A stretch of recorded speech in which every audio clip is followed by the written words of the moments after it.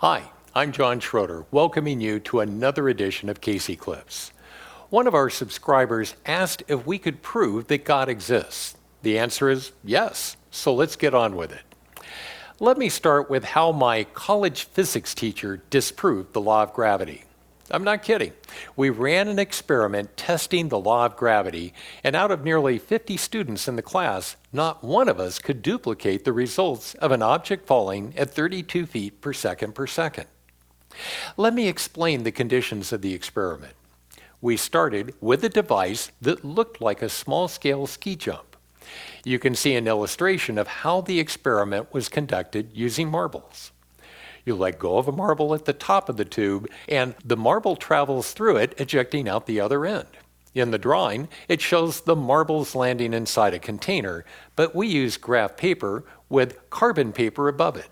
That way, when the marbles landed, they left a blue dot on the graph paper. We broke up into small groups and performed the experiment of dropping the marble through the tube 10 times so that it landed on the carbon paper covered over the graph paper. That left 10 imprints on the graph paper, showing exactly where the marble landed each time.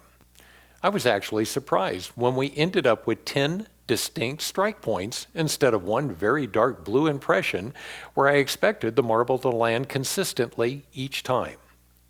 The same result was true for each one of the groups in the class. It seemed that we had disproven the law of gravity until the professor explained why we had such disappointing results. He said that the imperfections in the tube, plus flaws in the surface of the marble, and even slightly changing atmospheric conditions surrounding the apparatus we were using, all worked in concert to vary the marble's trajectory with each pass. The professor added that the biggest variant in the experiment was each student who dropped the marble. He said that operator error, or our own inconsistency in how the marble was dropped, accounted for the greatest error in the results. The professor assured us that if we had set up the experiment using perfect lab conditions where those errors didn't occur, the marble would indeed land in the exact same spot every time as expected. Now let me switch anecdotes to a discussion I had with an atheist about the value of meditation.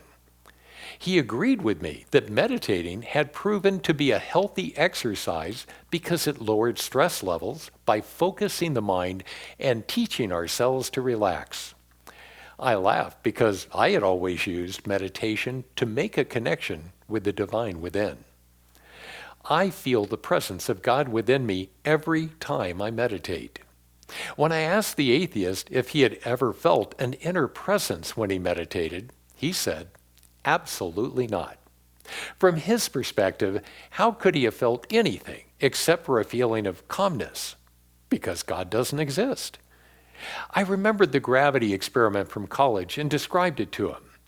I asked him if the class had disproven the law of gravity because the marble kept landing in different places when we dropped it.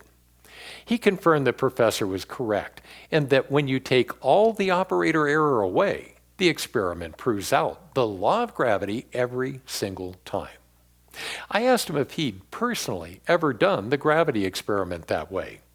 He admitted that he hadn't, but that scientists with the highest integrity had, and peer reviews of their experiments and published findings confirmed the law of gravity every time. I then asked him if he personally knew any of those scientists who did all that. He admitted that he didn't, but he was sure that he could take their word for it. That left me with a question about meditation. I asked him, why would you take the word of people you don't know and you haven't met as being the sacred truth about gravity, but you won't believe the people you know and trust when they tell you they make a connection with the God within every time when they meditate? He applauded me on my ability to debate the subject, but assured me that believing in God was a waste of time. I had the last word when I pointed out that heavier than air travel had been impossible for thousands of years.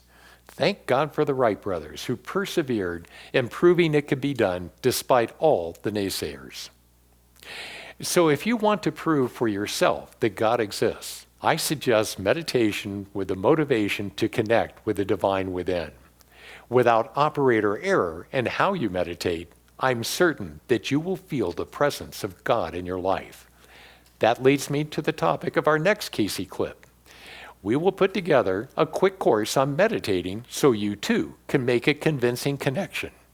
Until then, remember that God loves you with an everlasting love.